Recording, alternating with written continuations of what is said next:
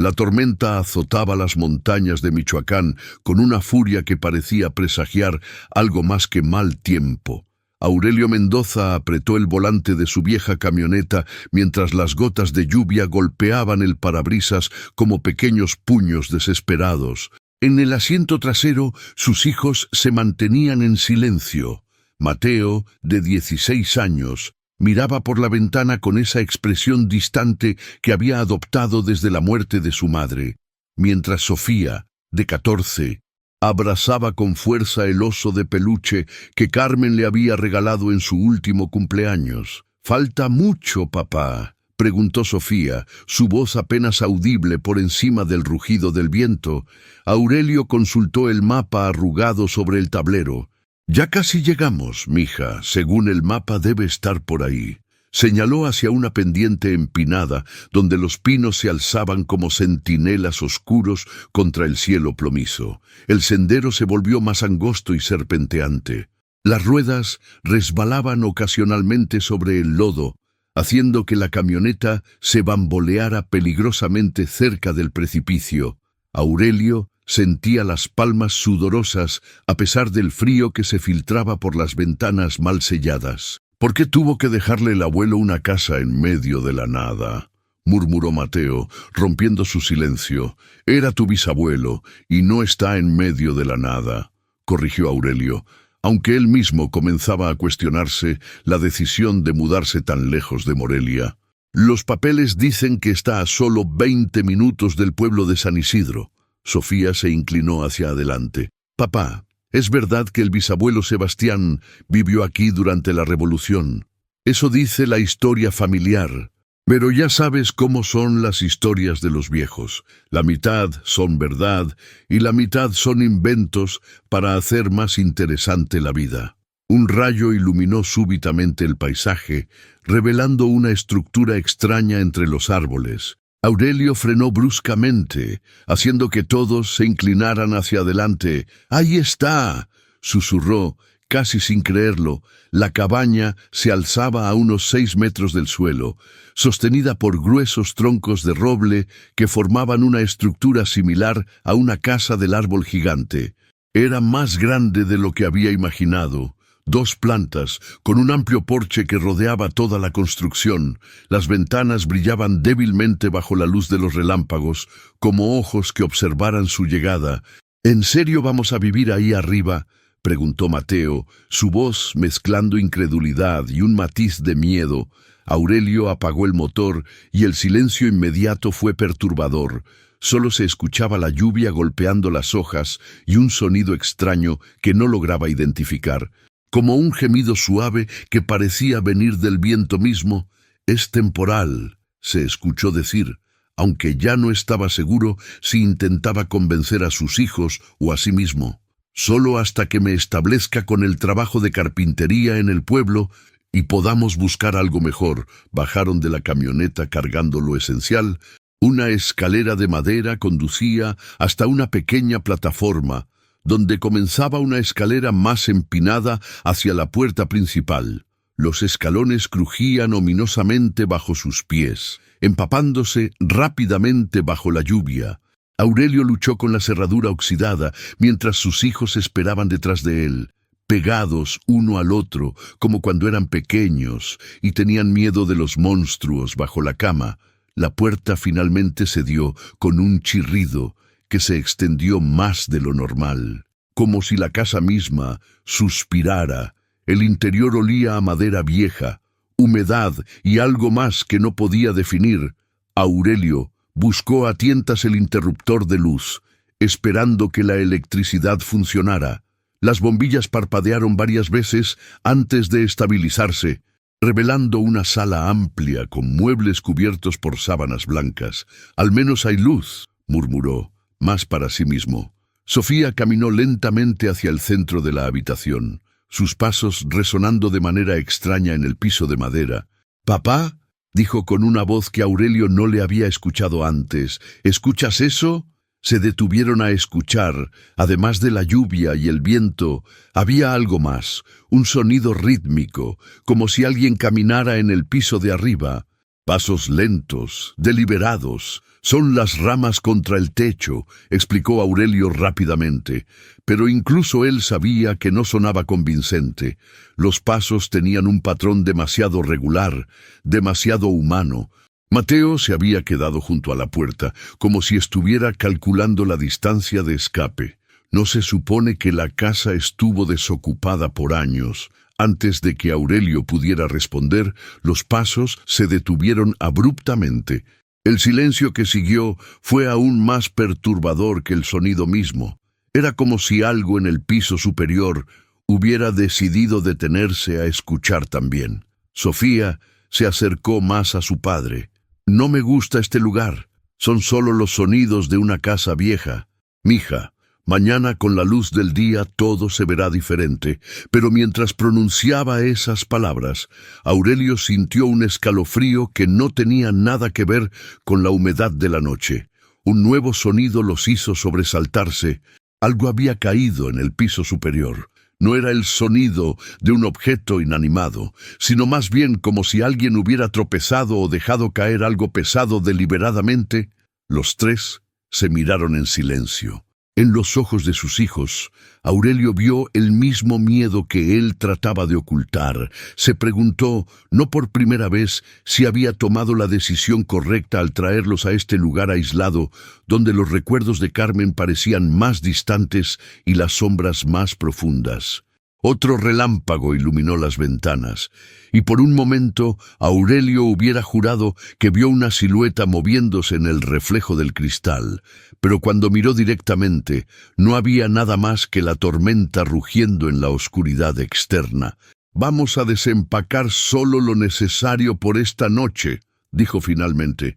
«Mañana exploraremos la casa completa».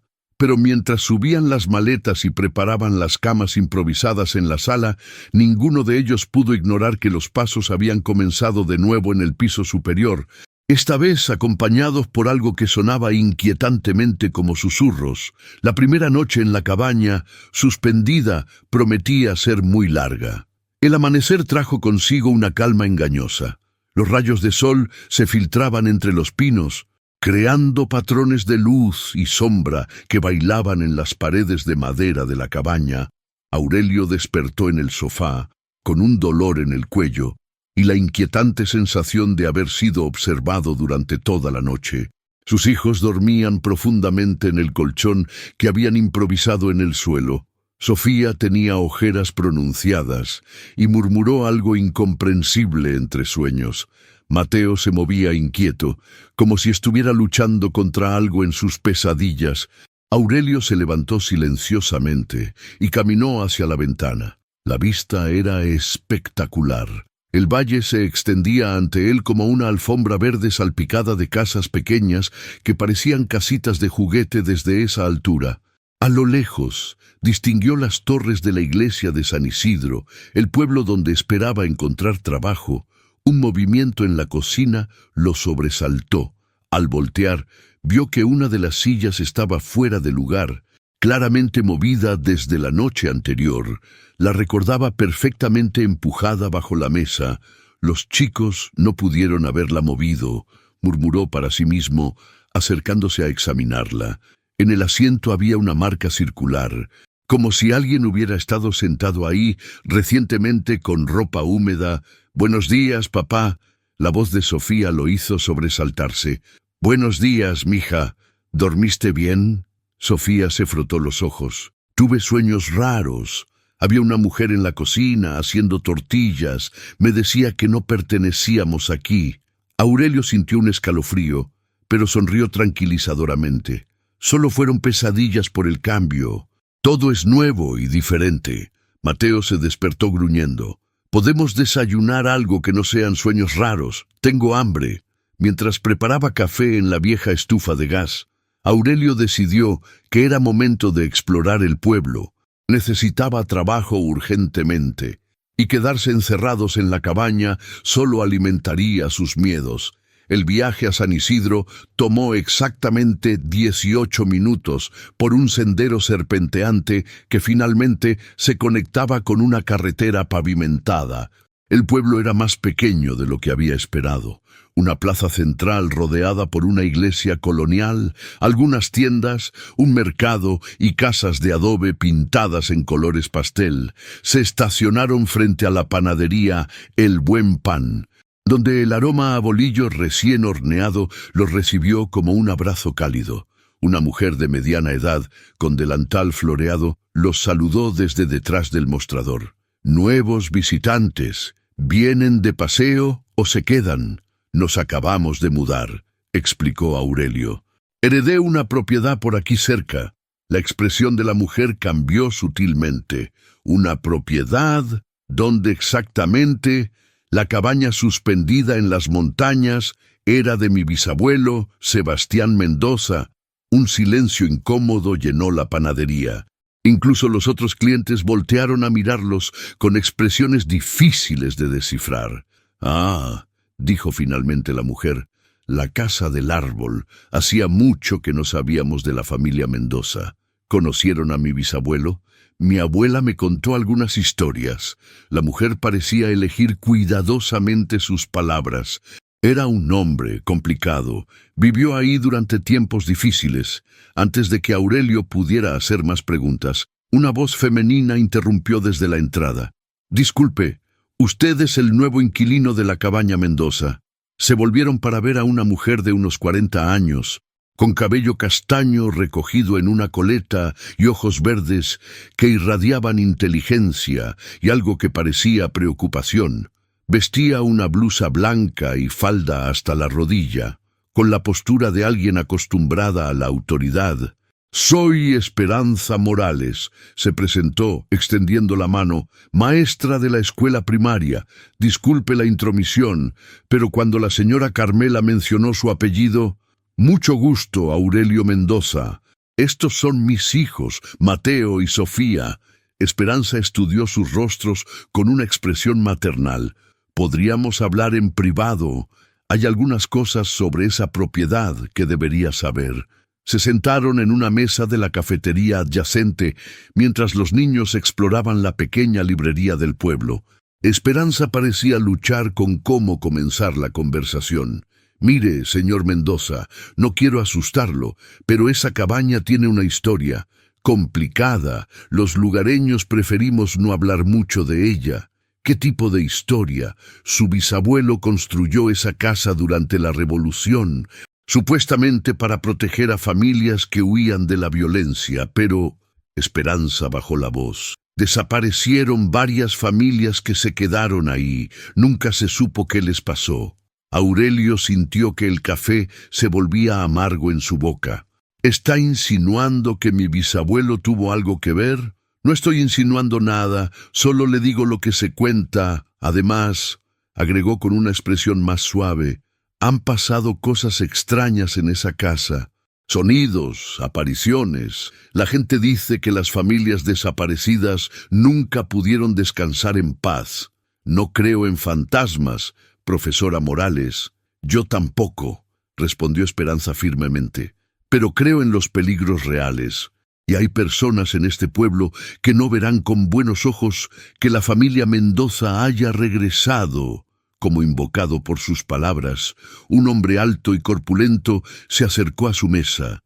Vestía camisa de mezclilla y botas vaqueras, con una cadena de oro gruesa alrededor del cuello. Su presencia irradiaba autoridad y algo más oscuro. «¿Así que tenemos nuevos vecinos?», dijo con una sonrisa que no llegaba a sus ojos. «Ramiro Vega». «Para servirle», extendió una mano grande y callosa. «Soy el dueño de la mayor parte de las tierras por aquí». Aurelio le estrechó la mano, notando que el apretón duraba más de lo necesario. «Espero que disfruten su estadía», continuó Ramiro, «aunque esa cabaña particular puede ser un poco problemática. Si deciden que no es el lugar para ustedes, estaré encantado de hacer una oferta por la propiedad». «Acabamos de llegar», respondió Aurelio diplomáticamente. Por supuesto, solo manténganlo en mente». Ramiro miró directamente a Esperanza. «Y profesora, espero que esté compartiendo solo información útil con nuestros nuevos amigos». Esperanza sostuvo su mirada sin inmutarse. «Siempre comparto la verdad, señor Vega». Excelente, la verdad es muy importante. Ramiro se volvió hacia Aurelio. Especialmente en familias con tanta historia que tengan un buen día.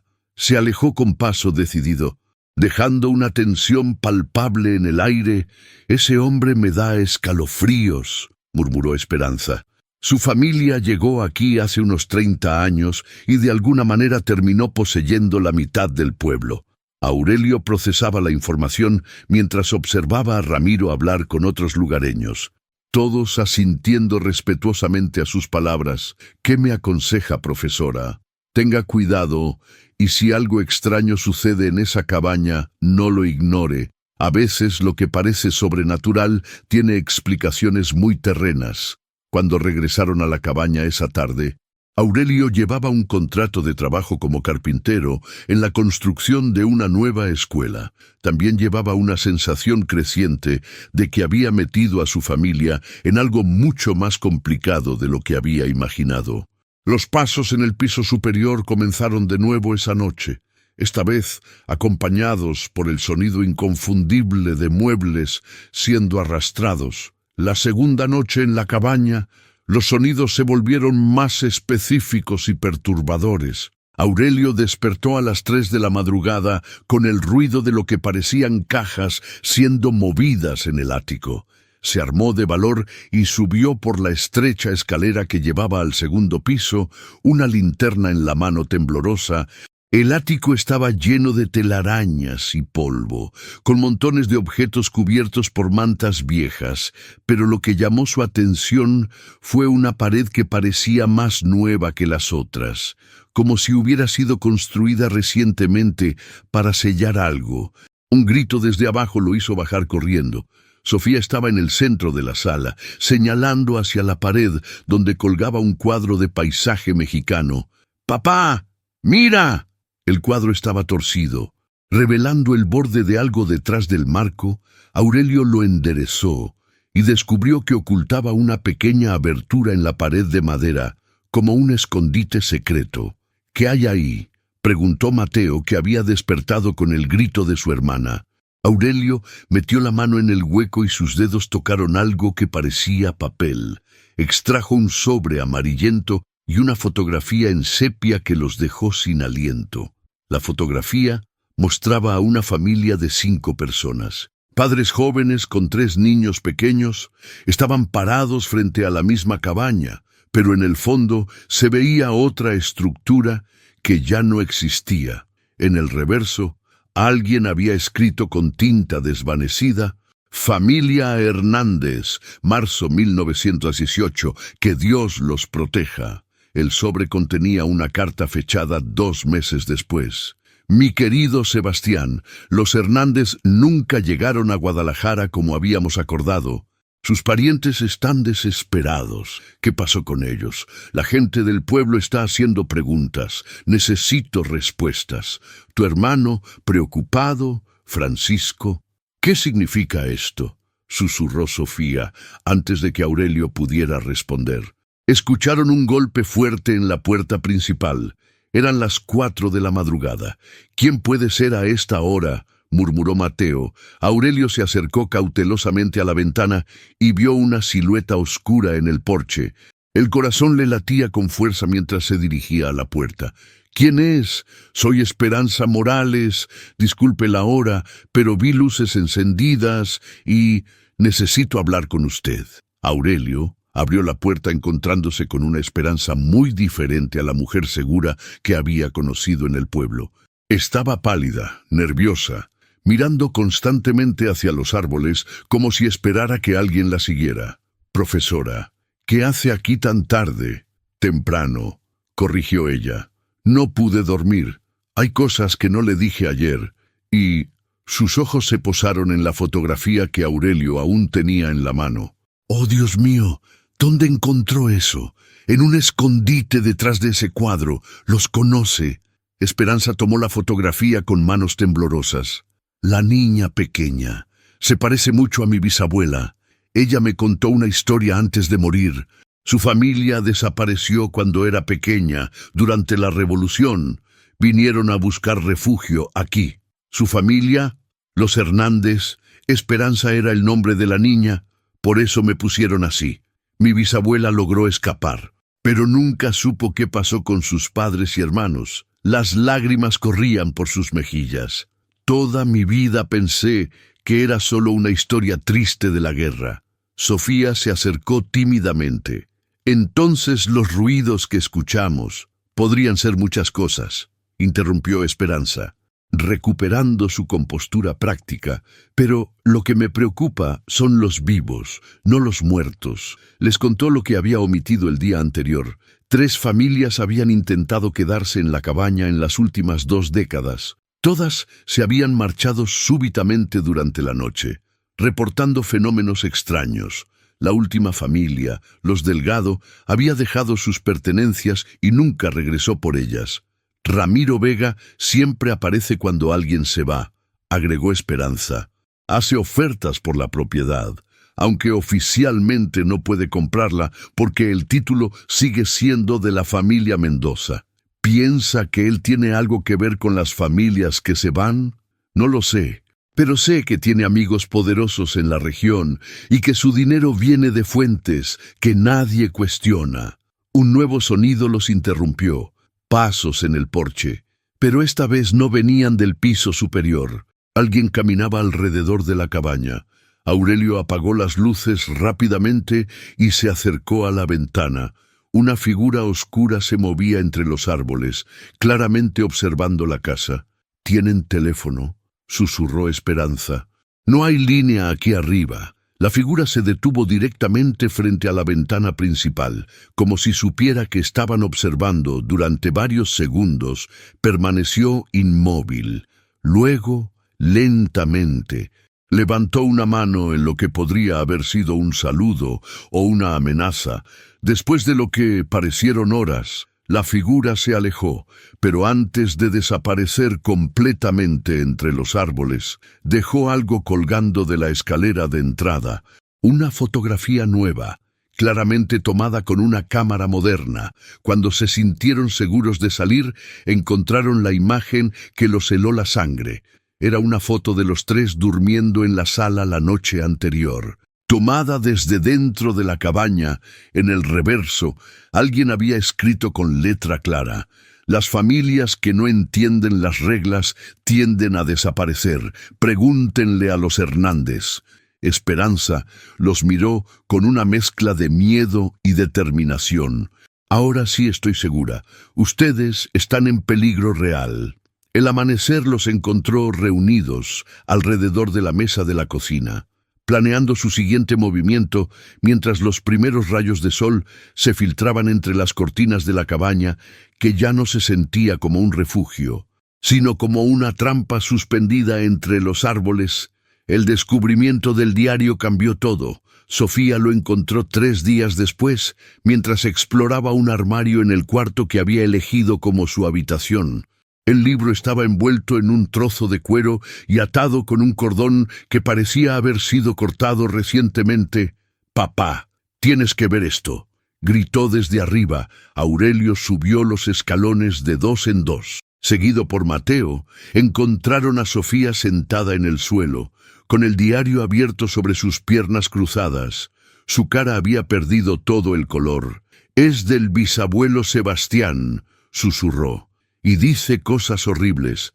El diario estaba escrito en una letra cuidadosa, pero cada vez más errática conforme avanzaban las fechas. Las primeras entradas eran normales: descripciones del clima, el progreso en la construcción de la cabaña, menciones de familias que llegaban buscando refugio. Pero hacia 1918, el tono cambiaba drásticamente. 15 de marzo de 1918. Los Hernández llegaron ayer. 5 en total. El hombre trae dinero. Lo vi contándolo. Más de lo que he visto en años. Le dije que podían quedarse en el sótano hasta que fuera seguro continuar su viaje. 20 de marzo de 1918, Ramón Vega vino con su propuesta. Dice que las familias ricas que huyen de la revolución cargan más oro del que necesitan para sobrevivir, que solo tomamos lo necesario para ayudar a otras familias necesitadas, una redistribución justa. Dice, 25 de marzo de 1918. Lo hicimos, Dios me perdone, pero lo hicimos. Los niños lloraban tanto. Ramón dice que es mejor así, que no pueden hablar de lo que vieron. Los cuerpos están en el pozo detrás de la cabaña. El oro será para construir más refugios, dice Ramón. Pero yo sé la verdad. Somos ladrones. Somos asesinos. Aurelio sintió que el mundo se tambaleaba. No puede ser, murmuró. Debe ser ficción, una historia que inventó. Pero Sofía ya había pasado varias páginas. Las entradas continuaban, documentando la llegada y desaparición de al menos 6 familias más. Cada entrada mostraba a Sebastián más atormentado, más lleno de remordimiento, pero también más atrapado en la red de Ramón Vega. «Papá», dijo Mateo con voz quebrada, «aquí dice que Ramón Vega tenía un hijo, se llamaba Ramiro». Las últimas entradas del diario eran las más perturbadoras. 3 de enero de 1920. Las voces no me dejan dormir. Los veo en las esquinas, a las familias. Los niños son los peores, me siguen por toda la casa. Ramiro, el hijo de Ramón, dice que debemos continuar el negocio, que es tradición familiar ahora.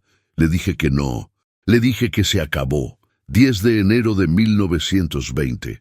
Ramiro vino con hombres armados. Dice que si no coopero, mi propia familia sufrirá las consecuencias. Dice que el negocio es demasiado lucrativo para detenerlo ahora, que los tiempos están cambiando, pero la gente rica siempre tendrá algo que ocultar. 15 de enero de 1920. Construí la habitación secreta, guardé todo ahí, el oro restante, las fotografías, los documentos que prueban lo que hicimos. Si algo me pasa, tal vez algún día alguien de mi familia encuentre esto y pueda hacer lo correcto. Los muertos merecen justicia, aunque yo no la merezca. La entrada final estaba escrita con letra temblorosa. 20 de enero de 1920.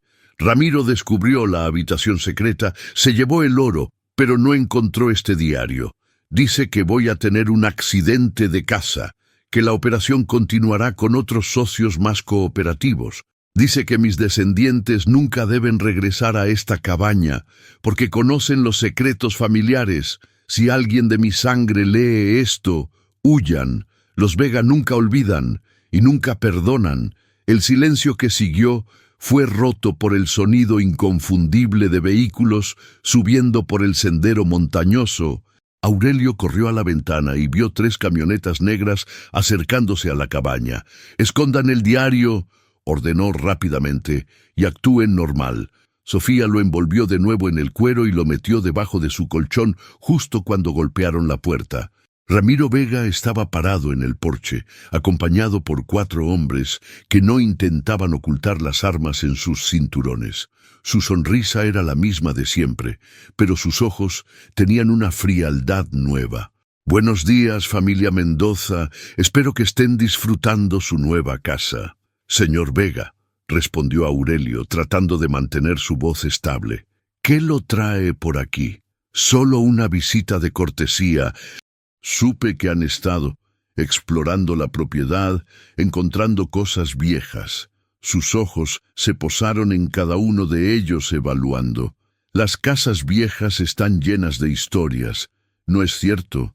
A veces es mejor dejar el pasado enterrado». «No hemos encontrado nada más que polvo y telarañas», mintió Aurelio. «Me alegra escuchar eso». Ramiro dio un paso dentro de la cabaña, sin ser invitado. «Porque verán, mi familia tiene una larga historia con esta propiedad. Mi abuelo Ramón y su bisabuelo Sebastián eran socios comerciales. La forma en que pronunció socios hizo que a Aurelio se le erizara la piel. De hecho», continuó Ramiro mientras caminaba por la sala, tocando los muebles casualmente, «mi abuelo siempre decía que si algún descendiente de Sebastián regresaba, deberían saber que algunos secretos familiares es mejor mantenerlos en familia». Se detuvo frente a la pared donde habían encontrado la primera fotografía. «Por ejemplo, esta pared ha sido reparada varias veces a lo largo de los años. Uno nunca sabe qué podría encontrar detrás de paredes viejas. Mateo y Sofía se mantuvieron pegados a su padre, claramente aterrorizados. Aurelio sintió una ira creciente. Este hombre estaba amenazando a su familia en su propia casa. ¿Qué es exactamente lo que quiere, señor Vega? Quiero que sean felices aquí. Quiero que se sientan bienvenidos en nuestra pequeña comunidad. Ramiro se volvió hacia ellos con esa sonrisa perturbadora. Pero también quiero que entiendan que algunas tradiciones familiares deben respetarse y algunas historias del pasado, bueno, es mejor que se queden en el pasado. Se dirigió hacia la puerta, pero se detuvo en el umbral. ¡Oh! ¿Y si encuentran cualquier cosa interesante durante su estadía? Me encantaría verla. Mi familia está muy interesada en preservar la historia local. Después de que se fueron, Aurelio cerró la puerta con seguro y se apoyó contra ella, temblando. «Papá», susurró Sofía, «vamos a huir». Aurelio miró los rostros asustados de sus hijos y sintió algo endurecerse en su interior. Ya habían huido una vez, después de la muerte de Carmen. Habían buscado un lugar donde sanar. Donde comenzar de nuevo, no iba a permitir que un matón los expulsara de su legítima herencia. «No», dijo finalmente, «no vamos a huir, pero vamos a ser muy, muy cuidadosos». Esa noche, mientras revisaba el diario una vez más, Aurelio comenzó a planear. Si Ramiro Vega pensaba que podía intimidar a la familia Mendoza, estaba a punto de descubrir cuán equivocado estaba. Los fantasmas del pasado merecían justicia, y tal vez, solo tal vez, él era la persona indicada para dársela. El ataque contra Mateo sucedió en el cuarto día, justo cuando Aurelio comenzaba a creer que tal vez podían manejar la situación. Su hijo había salido temprano para explorar el bosque circundante, algo que había hecho cada mañana desde su llegada, pero esta vez no regresó para el desayuno. Aurelio lo encontró 2 horas después, inconsciente junto al arroyo que corría a unos 100 metros de la cabaña. Tenía un chichón del tamaño de un huevo en la parte posterior de la cabeza y arañazos en los brazos que parecían hechos a propósito. «¡Mateo! ¡Mateo, despierta!», gritó Aurelio, cargando a su hijo hacia la cabaña. Sofía corrió hacia ellos cuando los vio subir la escalera. «¿Qué pasó?». «No lo sé, ve por agua y toallas». Mateo recobró la conciencia lentamente, con los ojos desorientados y una expresión de terror que Aurelio nunca había visto en su rostro. «Papá, había hombres. Me dijeron que les entregara lo que habíamos encontrado». «¿Qué hombres? ¿Los reconociste?» «Uno era muy grande, con una cicatriz en la mejilla. Me preguntó por papeles viejos, fotografías, cualquier cosa que hubiéramos encontrado en la casa». Mateo se tocó la cabeza con una mueca de dolor. «Les dije que no sabía de qué hablaba, y entonces el grande me golpeó. ¿Dijeron algo más? ¿Que tenían a alguien más?» «Una niña». Mateo se incorporó súbitamente, ignorando el mareo. «Sofía, ¿dónde está Sofía?». Aurelio se volvió hacia donde había estado su hija momentos antes. El lugar estaba vacío. Las toallas que había ido a buscar estaban esparcidas en el suelo, y la puerta trasera de la cabaña colgaba abierta, balanceándose con el viento. «¡Sofía!», gritó Aurelio corriendo hacia la puerta. En el escalón trasero encontró una nota escrita a mano. «Siquiere ver a su hija viva, traiga todo lo que ha encontrado en la cabaña, a la vieja mina de San Cristóbal, al anochecer. Venga solo. Si involucra a la policía, nunca volverá a verla». Aurelio sintió que el mundo se desplomaba a su alrededor. Mateo se acercó cojeando y leyó la nota por encima de su hombro. «Papá, tenemos que llamar a la policía». «No, dijeron que no involucre a la policía». Aurelio arrugó la nota con furia. Además, Esperanza me dijo que algunos policías de la región están en la nómina de Ramiro. Entonces, ¿qué hacemos? Antes de que Aurelio pudiera responder, escucharon el sonido de un motor acercándose, pero esta vez no era una camioneta intimidante, sino el pequeño auto de Esperanza Morales. «¡Aurelio!», gritó ella, saltando del auto antes de que se detuviera completamente. «Están bien. Vi a hombres bajando de la montaña con una niña. Se llevaron a Sofía», dijo Aurelio con voz quebrada. «Quieren que les entregue lo que hemos encontrado en la cabaña». Esperanza palideció. «La mina de San Cristóbal, ¿verdad? Es el mismo lugar donde solían llevar a las familias hace décadas. ¿Cómo sabes eso?» «Porque mi bisabuela me contó que ahí fue donde logró escapar. Es una mina abandonada a unos kilómetros de aquí, llena de túneles y pozos profundos, el lugar perfecto para hacer desaparecer a alguien». Aurelio se dirigió hacia la cabaña con determinación. «Entonces les daré lo que quieren». «Espera», Esperanza lo detuvo. «No puedes ir solo, es exactamente lo que esperan. Es mi hija, Esperanza, no voy a arriesgar su vida. Y yo no voy a permitir que cometas el mismo error que cometieron las otras familias». Esperanza entró a la cabaña detrás de él. «Tengo una idea, pero necesitas confiar en mí». Mientras Aurelio reunía las fotografías, el diario y los documentos que habían encontrado, Esperanza hizo varias llamadas telefónicas desde su celular. Habló en susurros rápidos con alguien, usando términos que Aurelio no entendió completamente. «¿Con quién hablaste?» «Con alguien que puede ayudarnos, alguien que ha estado investigando las actividades de Ramiro Vega durante años». «¿Quién?» «El detective Ricardo Salinas de la Procuraduría Federal. Su hermana fue una de las familias que desapareció hace 10 años, intentando quedarse en esta cabaña». Aurelio la miró con sorpresa. «¿Has estado planeando esto?» «He estado esperando que alguien con las agallas suficientes regresara para enfrentar a los Vega, alguien con derechos legales sobre esta propiedad y evidencia de sus crímenes». Esperanza tomó las fotografías. «Tu bisabuelo documentó todo porque sabía que eventualmente alguien de su familia regresaría. Sabía que los Vega no podrían resistirse a continuar usando este lugar, mientras planeaban cuidadosamente su estrategia». Aurelio no pudo evitar pensar en Sofía, sola y aterrorizada en algún túnel oscuro, y cada minuto que pasaba se sentía como una hora. «¿Y si algo sale mal?», preguntó Mateo, que había insistido en acompañarlos a pesar de su lesión. «Nada va a salir mal», dijo Aurelio con más confianza de la que realmente sentía. «Vamos a traer a tu hermana de vuelta». Pero mientras se preparaban para partir hacia la mina de San Cristóbal, Aurelio sabía que se dirigían hacia una confrontación que había estado gestándose durante más de un siglo. Los pecados del pasado finalmente iban a enfrentar la justicia del presente, y esta vez los Vega no iban a salirse con la suya. Mientras el sol comenzaba a ponerse detrás de las montañas, Aurelio revisó una vez más la pistola que había pertenecido a su padre.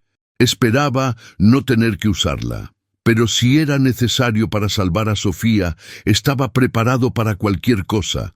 La cabaña suspendida los observaba en silencio mientras se alejaban, como si incluso los fantasmas del lugar estuvieran conteniendo el aliento, esperando el desenlace final de una historia que había comenzado hace más de 100 años. La mina de San Cristóbal se alzaba como una cicatriz en la ladera de la montaña, sus bocas oscuras como ojos vacíos que habían presenciado demasiados secretos. Aurelio llegó al lugar exactamente al anochecer, tal como habían exigido, pero no estaba solo como creían sus captores. Esperanza y el detective Salinas estaban escondidos entre los árboles cercanos, con equipos de radio y una pequeña unidad de operaciones especiales que había llegado discretamente desde la capital. Todo dependía de que Ramiro revelara la ubicación exacta donde tenían a Sofía antes de que se diera cuenta de que había caído en una trampa. «Mendoza», la voz de Ramiro resonó desde algún lugar dentro de la mina. «Espero que haya traído lo que pedimos». Aurelio caminó lentamente hacia la entrada principal, con una mochila que contenía las fotografías y documentos. Su corazón latía tan fuerte que estaba seguro de que podían escucharlo. «Tengo todo, Quiero ver a mi hija primero. Ramiro emergió de las sombras, acompañado por 3 hombres armados. Uno de ellos, el hombre grande con la cicatriz que había mencionado Mateo, empujaba a Sofía delante de él. La niña tenía los ojos vendados y las manos atadas, pero parecía ilesa. «¡Papá!», gritó Sofía al escuchar su voz. «Estoy aquí, mija, todo va a estar bien». «¡Qué emotivo!», dijo Ramiro con sarcasmo. «Ahora muéstreme lo que trajo». Aurelio abrió la mochila lentamente, mostrando el diario y las fotografías. «Todo está aquí. Ahora libere a mi hija». Ramiro se acercó para examinar los documentos. Sus ojos brillaron con satisfacción cuando vio el contenido del diario. «Excelente.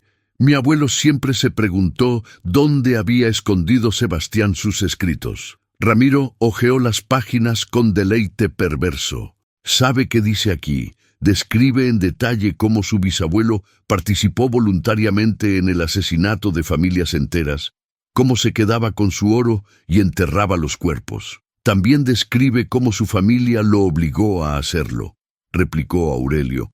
«Detalles menores. Lo importante es que prueba que los Mendoza son tan culpables como los Vega. La diferencia es que nosotros nunca tuvimos remordimientos». Ramiro cerró el diario con un golpe seco. «Esta operación ha sido muy lucrativa durante generaciones. Familias ricas que huyen de escándalos, políticos corruptos que necesitan desaparecer evidencia, narcotraficantes que quieren eliminar testigos. Siempre hay demanda para nuestros servicios. ¿Y qué pasa con nosotros ahora?». Ramiro sonrió fríamente. «Me temo que su familia va a sufrir un desafortunado accidente, un incendio en la cabaña tal vez, o una caída desde esas alturas peligrosas. Los accidentes suceden todo el tiempo en las montañas. Hay gente que sabe que estamos aquí», mintió Aurelio. «Se refiere a la maestra entrometida, ya nos encargamos de ella». Ramiro hizo una señal a uno de sus hombres. «La encontramos en su casa haciendo llamadas telefónicas muy interesantes». El corazón de Aurelio se hundió. Si algo le había pasado a Esperanza. «¡Papá, cuidado!», gritó Sofía. El hombre de la cicatriz se había movido para flanquear a Aurelio, mientras Ramiro lo distraía con su monólogo. Pero en ese momento, las luces de múltiples linternas brillaron desde los árboles circundantes. «Procuraduría Federal, están rodeados». La voz del detective Salinas resonó con autoridad desde un altavoz. «Suelten sus armas y liberen a la niña». Ramiro maldijo y ordenó a sus hombres que se dispersaran hacia las diferentes entradas de la mina. En la confusión, Aurelio se lanzó hacia Sofía, pero el hombre de la cicatriz fue más rápido y la arrastró hacia el interior de la mina. «Si avanzan un paso más, la niña muere», gritó Ramiro, desapareciendo también en la oscuridad. Los siguientes minutos fueron caóticos. Los agentes federales rodearon todas las entradas conocidas de la mina, mientras Aurelio insistía en entrar para encontrar a su hija. «No puede entrar ahí», le dijo el detective Salinas. «Esos túneles son un laberinto, se perderá o peor. Es mi hija, y vamos a recuperarla, pero necesitamos hacer esto correctamente». Esperanza apareció de entre los árboles. Respirando agitadamente, Ramiro mintió. «No me capturaron, estaba coordinando con el detective desde mi posición». Aurelio sintió alivio y terror al mismo tiempo. «¿Conocen la distribución de la mina?». «Tengo los planos originales», dijo Esperanza. Extendiendo un mapa amarillento, hay 3 niveles principales y 2 salidas de emergencia que probablemente Ramiro no conoce. Mientras estudiaban el mapa, escucharon el eco de gritos provenientes del interior. La voz de Sofía resonaba desde las profundidades, seguida por el sonido de disparos. «¡Ya no podemos esperar!», gritó Aurelio, tomando una linterna y corriendo hacia la entrada. El detective Salinas lo siguió. Junto con 2 agentes federales, Esperanza se quedó afuera para coordinar las comunicaciones y guiar a los equipos de rescate adicionales que venían en camino. El interior de la mina era un mundo de sombras y ecos. Los túneles se ramificaban en múltiples direcciones, algunos descendiendo hacia pozos que parecían no tener fondo. El aire era pesado y olía a humedad, y algo más que Aurelio prefirió no identificar. ¡Sofía!, gritó, su voz rebotando en las paredes de roca. ¡Papá, estoy aquí! La respuesta venía de algún lugar hacia la derecha, más profundo en la montaña. Siguieron la voz de Sofía a través de un laberinto de túneles estrechos, hasta que llegaron a una cámara amplia iluminada por varias linternas. Ramiro estaba parado junto a un pozo profundo, con Sofía al borde del precipicio. ¡Ahí están!, gritó Ramiro. «Den un paso más y la empujo». Aurelio levantó las manos lentamente. Está bien, solo quiero a mi hija. Su hija va a reunirse con todas las otras familias que fueron demasiado curiosas para su propio bien», replicó Ramiro. «Este pozo tiene más de 50 metros de profundidad. Nunca encontrarán el cuerpo, como nunca encontraron los cuerpos de los Hernández y las otras familias», preguntó el detective Salinas, acercándose lentamente desde otro ángulo, exactamente como... Ramiro se detuvo, dándose cuenta de que había admitido implícitamente los asesinatos. En ese momento de distracción, Sofía hizo algo que sorprendió a todos. En lugar de quedarse paralizada por el miedo, se lanzó hacia adelante. Alejándose del borde del pozo, había estado observando y esperando el momento correcto. Ramiro, desequilibrado por el movimiento súbito, tropezó hacia atrás. Sus brazos se agitaron buscando apoyo, pero no encontró nada más que aire vacío. Su grito resonó en el pozo durante varios segundos antes de que el silencio se asentara sobre la cámara. Aurelio corrió hacia Sofía y la abrazó con fuerza. Mientras los agentes federales aseguraban la escena y capturaban a los cómplices restantes de Ramiro. «¿Estás bien, mija?» «Sí, papá. Sabía que vendrías por mí».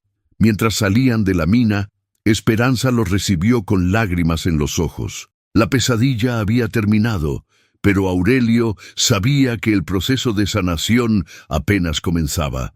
Los secretos de más de un siglo finalmente habían salido a la luz. La justicia, aunque tardía, había llegado tanto para las víctimas del pasado como para las del presente. Los días siguientes fueron un torbellino de declaraciones, investigaciones federales y atención mediática que Aurelio nunca había imaginado. La historia de la red criminal que había operado durante generaciones desde las montañas de Michoacán captó la atención nacional, convirtiendo a la familia Mendoza en símbolos involuntarios de justicia y redención. Detective Salinas se convirtió en su enlace principal con las autoridades. Durante una de sus visitas a la cabaña, les explicó la magnitud de lo que habían destapado. Los registros que encontramos en las propiedades de Ramiro documentan más de 40 familias desaparecidas a lo largo de 8 décadas. Les contó mientras bebían café en la mesa donde todo había comenzado. Su bisabuelo no era el único cómplice, pero su diario es la evidencia más completa que tenemos. Esperanza, que había estado revisando los documentos históricos con las autoridades, agregó: también encontraron conexiones con políticos corruptos, empresarios que querían silenciar testigos y varios casos de narcotráfico. Los Vega construyeron un imperio basado en hacer desaparecer problemas. Aurelio observaba por la ventana hacia el valle donde ahora podían ver vehículos oficiales recorriendo las propiedades que habían pertenecido a Ramiro. ¿Qué va a pasar con todas esas tierras? ¿Serán confiscadas por el gobierno federal? Parte se destinará a programas de desarrollo rural, otra parte se convertirá en parques nacionales. El detective parecía satisfecho. Y hay planes para crear un memorial para las víctimas en el sitio de la mina. Sofía, que había estado extraordinariamente tranquila considerando su terrible experiencia, finalmente habló. ¿Creen que los fantasmas van a descansar ahora? Era una pregunta que todos habían estado evitando, pero que necesitaba ser abordada. Desde la captura de la red criminal, los fenómenos sobrenaturales en la cabaña habían cesado completamente. No más pasos nocturnos, no más susurros, no más objetos movidos misteriosamente. «Creo que sí, mija», respondió Aurelio suavemente. «Creo que solo estaban esperando que alguien contara su historia». Mateo, que había estado explorando el ático con nueva libertad, bajó corriendo con algo en las manos. «¡Encontré algo más!». Era otro escondite, este que habían pasado por alto en sus búsquedas anteriores. Contenía un mapa detallado de todas las propiedades conectadas con la operación criminal y algo aún más valioso, una lista de contactos y rutas que los investigadores federales podrían usar para desmantelar otras operaciones similares en estados vecinos. Su bisabuelo realmente quería que esto saliera a la luz algún día, observó Esperanza. Documentó todo meticulosamente. Una semana después, cuando las investigaciones principales habían concluido y los medios habían perdido el interés, Aurelio se encontró sentado en el porche de la cabaña al atardecer, contemplando una decisión que había estado evadiendo. Sus hijos estaban adaptándose notablemente bien. Sofía había mostrado una resistencia que lo llenaba de orgullo, aunque sabía que necesitaría tiempo para procesar completamente lo que había experimentado. Mateo había encontrado propósito ayudando a los investigadores a catalogar la evidencia, demostrando una madurez que antes no había visto en él, y él mismo, por primera vez desde la muerte de Carmen, se sentía útil. Su trabajo como carpintero en el pueblo había evolucionado hacia algo más. Estaba ayudando a reconstruir casas para familias que habían sido afectadas por la red criminal de los Vega. «¿Pensando en mudarnos de nuevo?», preguntó Esperanza, subiendo los escalones hacia el porche. «Considerándolo», admitió Aurelio. «Este lugar tiene demasiada historia, demasiados recuerdos dolorosos. También tiene historia de justicia y valentía ahora, la suya y la de sus hijos». Esperanza se sentó en la silla junto a él durante las últimas semanas. Su amistad había crecido hacia algo más profundo y más complejo. Ambos habían perdido mucho en sus vidas, pero también habían encontrado propósito en ayudar a otros. «Los niños se han adaptado bien a la escuela del pueblo», continuó ella. «Y usted tiene más trabajo del que puede manejar. La gente lo respeta por lo que hizo. La gente también conoce la historia de mi bisabuelo. Saben que mi familia participó en esas atrocidades. Su familia también fue la que expuso la verdad y trajo justicia. Eso cuenta para algo». Esa noche, durante la cena, Aurelio finalmente planteó la pregunta a sus hijos. «¿Qué opinan de quedarnos aquí permanentemente?». Sofía y Mateo intercambiaron miradas. Habían estado esperando esta conversación. «A mí me gusta», dijo Sofía sorprendentemente. «Ya no tengo pesadillas.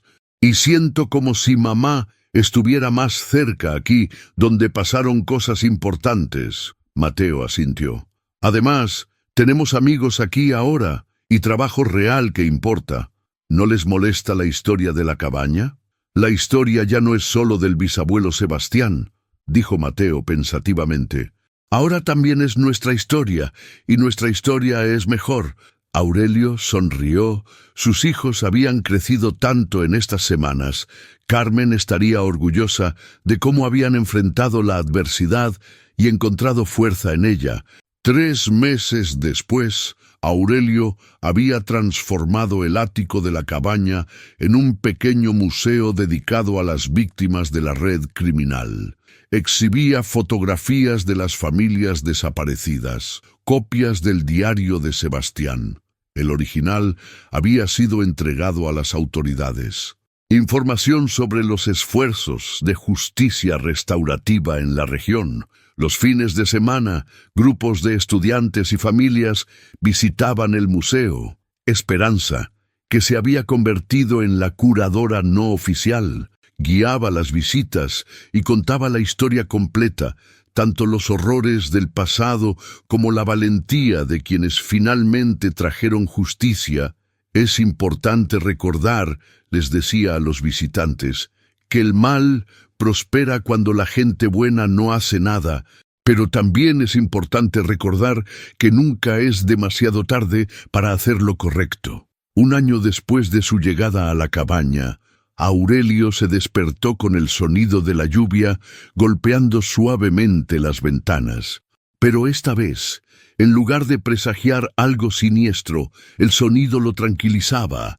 Era el sonido de un hogar verdadero. Sofía había comenzado a escribir un libro sobre su experiencia, trabajando con una editora de la Ciudad de México que había escuchado su historia. Su perspectiva como víctima, que se había convertido en sobreviviente, resonaba con lectores de todo el país. Mateo había decidido estudiar criminología, inspirado por su experiencia con el detective Salinas. Pasaba las tardes después de la escuela ayudando en la oficina local de la Procuraduría, aprendiendo sobre investigación forense y justicia social. Y Aurelio había encontrado algo que no sabía que estaba buscando. Su trabajo de carpintería se había expandido para incluir la construcción de un centro comunitario donde las familias afectadas por la violencia podían encontrar apoyo y recursos. La transformación más significativa había sido en su relación con Esperanza. Lo que había comenzado como una alianza forzada por las circunstancias se había desarrollado hacia algo más profundo. Amor basado en respeto mutuo, valores compartidos y la experiencia de haber enfrentado juntos la oscuridad y encontrado luz. ¿Alguna vez te arrepientes de habernos ayudado?, le preguntó Aurelio una noche, mientras cenaban juntos en el porche de la cabaña. ¿Te refieres a si me arrepiento de casi ser asesinada por criminales? ¿De convertir mi vida en un caos y de enamorarme de un hombre con 2 hijos adolescentes y una casa embrujada?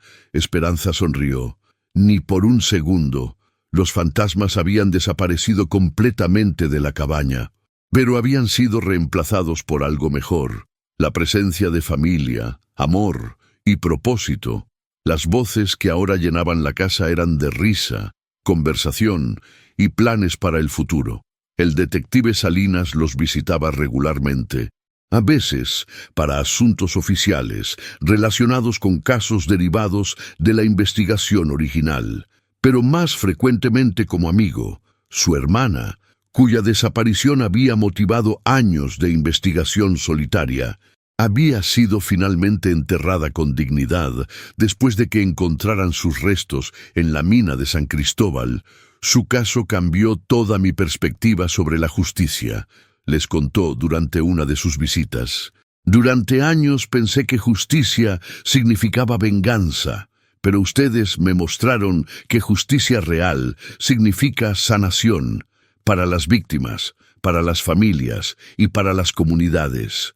La cabaña suspendida se había convertido en un símbolo en la región, no del horror que había albergado, sino de la posibilidad de transformación y redención. Familias que habían perdido seres queridos en circunstancias similares venían a visitarlos, encontrando consuelo en saber que la justicia era posible incluso después de décadas de silencio. Una tarde de domingo, mientras Aurelio trabajaba en el jardín que había plantado detrás de la cabaña, Sofía se acercó con una expresión pensativa. «Papá, ¿crees que mamá estaría orgullosa de lo que hicimos?» Aurelio dejó de cavar y miró hacia el valle, donde las luces del pueblo comenzaban a encenderse al anochecer. «Creo que tu mamá estaría orgullosa de quienes se han convertido ustedes, no solo por lo valientes que fueron durante la crisis, sino por cómo han decidido usar esa experiencia para ayudar a otros. Y de ti, espero que esté orgullosa de que finalmente aprendí que huir de los problemas no los resuelve, que a veces tienes que quedarte y luchar por lo que es correcto». Esa noche, mientras la familia se reunía para cenar, Aurelio sintió algo que no había experimentado desde antes de la muerte de Carmen. En paz completa, no la ausencia de problemas, sino la presencia de propósito y amor. La cabaña suspendida ya no era un refugio temporal de su dolor, Se había convertido en el hogar donde habían aprendido que incluso las historias más oscuras pueden tener finales luminosos y que los fantasmas del pasado pueden finalmente descansar cuando la verdad sale a la luz. Mientras las primeras estrellas aparecían en el cielo de Michoacán, Aurelio sabía que habían encontrado exactamente lo que estaban buscando. Un lugar donde sanar, crecer y construir un futuro mejor sobre los cimientos del pasado. 5 años habían pasado desde aquella tormenta nocturna que los había llevado a la cabaña suspendida. El lugar se había transformado completamente, pero no más que las vidas de quienes lo habitaban. Aurelio estaba parado en el mismo porche donde una vez había temido por la seguridad de su familia. Pero ahora observaba una escena muy diferente en el valle. Las luces no eran solo del pueblo de San Isidro, sino de la nueva universidad regional que había sido construida con fondos de reparación del gobierno federal. Parte de ese dinero había provenido de los bienes confiscados a la red criminal de los Vega. Sofía, ahora de 19 años, había publicado su libro Voces en la montaña, y se había convertido en una activista reconocida por los derechos de las víctimas. Su trabajo había ayudado a crear un programa nacional de apoyo para familias afectadas por el crimen organizado. Esa tarde regresaría de la Ciudad de México, donde había estado dando conferencias en universidades sobre trauma. Sanación y Justicia Restaurativa, Mateo, de 21, estaba a punto de graduarse como criminólogo forense. Su tesis sobre redes criminales familiares había sido seleccionada para presentación en un congreso internacional, pero más importante para Aurelio era ver cómo su hijo había canalizado su experiencia traumática hacia un compromiso profundo con la justicia social.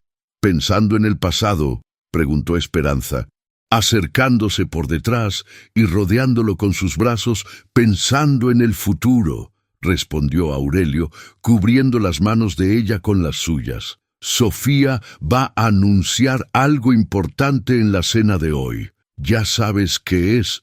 Tengo mis sospechas. Esperanza había sido oficialmente nombrada directora del nuevo Centro Regional de Estudios Históricos y Justicia Restaurativa, un proyecto conjunto entre la universidad y el gobierno federal. Su trabajo documentando los crímenes históricos en la región había establecido un modelo que ahora se replicaba en otros estados, pero el cambio más significativo era personal. Hacía 2 años, Esperanza y Aurelio se habían casado en una ceremonia pequeña en la iglesia de San Isidro. Los niños no solo habían apoyado la decisión, sino que habían insistido en ser los padrinos de boda. Además, había dicho Sofía en ese momento, «Mamá Carmen habría querido que fueras feliz y Esperanza te hace feliz».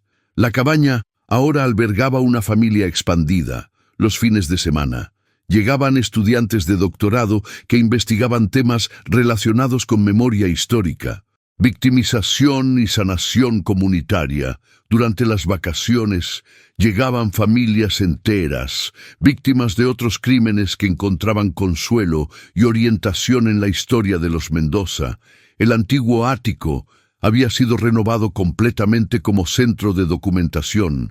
Contenía no solo la historia de los crímenes locales, sino una biblioteca de testimonios de víctimas de todo el país. El detective Salinas, ahora retirado pero activo como consultor, había donado los archivos de todos los casos relacionados que había investigado durante su carrera. La memoria es responsabilidad.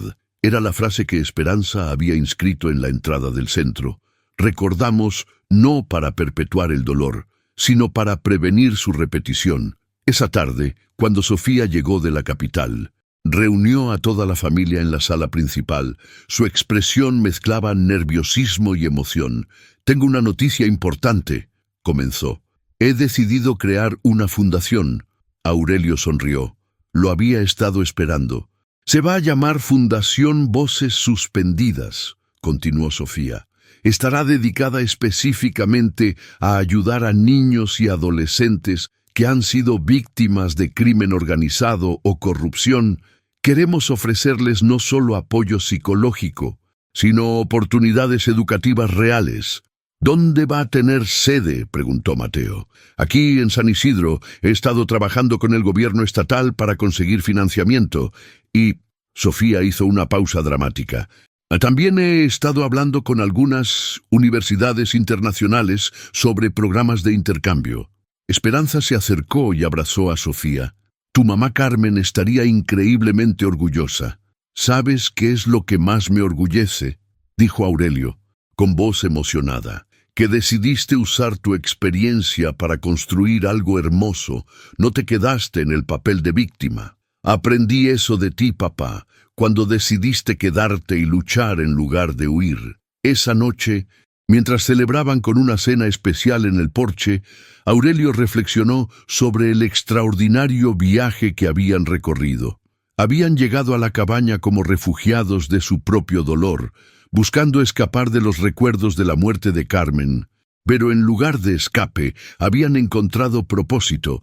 En lugar de aislamiento, habían encontrado comunidad. En lugar de olvido, habían encontrado la importancia de recordar correctamente. ¿Alguna vez extrañas la vida simple?, le preguntó Esperanza mientras observaban las luces del valle. ¿Te refieres a la vida donde fingíamos que los problemas no existían si no los veíamos? Aurelio sonrió. No, esta vida es más complicada, pero es más real y más significativa. Mateo, que había estado revisando documentos para su tesis, se acercó con una expresión intrigada. Papá, encontré algo interesante en los archivos del detective Salinas. ¿Qué cosa? Una carta del bisabuelo Sebastián que nunca habíamos visto. Estaba en un sobre sellado, marcado para ser abierto solo cuando la justicia haya prevalecido. Con manos cuidadosas, Aurelio abrió el sobre que su hijo le entregó. La carta estaba fechada en enero de 1920, poco antes de la muerte de Sebastián. A mis descendientes, que encontraron el valor de hacer lo correcto, si están leyendo esta carta, significa que mi cobardía finalmente ha sido vencida por la valentía de mi familia. Espero que puedan perdonar mis pecados y entender que los documenté no como confesión, sino como advertencia.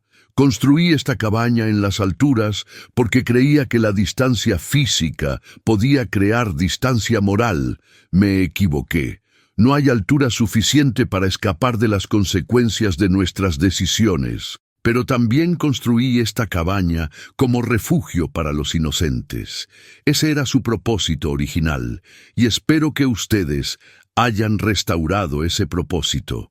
El oro que robamos nunca me trajo felicidad. La única riqueza verdadera son las familias que amamos y las comunidades que protegemos. Espero que ustedes hayan encontrado esa riqueza. Con amor y arrepentimiento, Sebastián Mendoza, P.D. En la última tabla suelta del piso del ático, encontrarán mi donación final para la causa de la justicia. Mateo y Sofía corrieron inmediatamente al ático. Seguidos por el resto de la familia, efectivamente, encontraron una tabla suelta que ocultaba un pequeño cofre.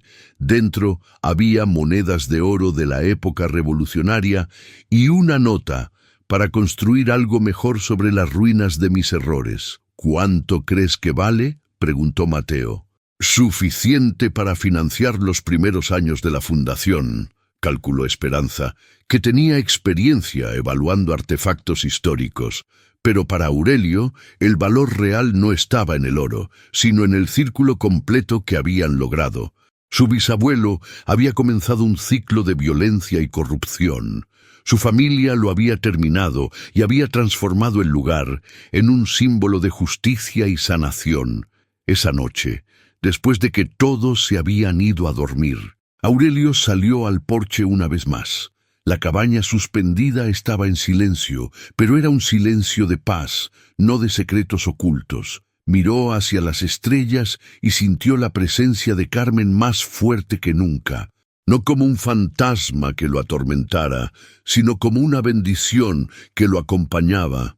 Ella había sido la primera en enseñarle que el amor verdadero significa proteger a los vulnerables y luchar por la justicia.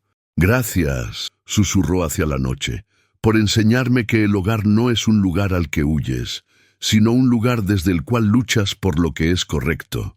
La brisa nocturna movió las hojas de los pinos, y por un momento Aurelio hubiera jurado que escuchó una voz familiar susurrando: «Estoy orgullosa de ustedes». Cuando regresó adentro, encontró a Esperanza esperándolo con una sonrisa conocedora. «Hablando con Carmen, despidiéndome», respondió Aurelio. «Creo que finalmente está en paz, y nosotros también». Se abrazaron en el centro de la sala donde una vez habían temido por sus vidas. Ahora era el corazón de un hogar lleno de amor, propósito y esperanza para el futuro. La cabaña suspendida había cumplido finalmente su destino original: ser un verdadero refugio para los inocentes, un lugar donde las familias pudieran sanar y crear algo hermoso a partir de las cenizas del pasado. Y en las montañas de Michoacán, bajo un cielo estrellado que había presenciado tanto horror como sanación, la justicia finalmente descansaba en paz, junto con todos aquellos que habían esperado tanto tiempo para que sus voces fueran escuchadas. ¿Te gustó esta historia de suspenso y justicia familiar? ¿Conoces a alguien que podría disfrutar una novela sobre secretos ocultos y redención? No olvides suscribirte y activar las notificaciones para más historias emocionantes. Gracias por acompañarnos en esta historia de misterio, familia y justicia. Nos vemos en la próxima aventura.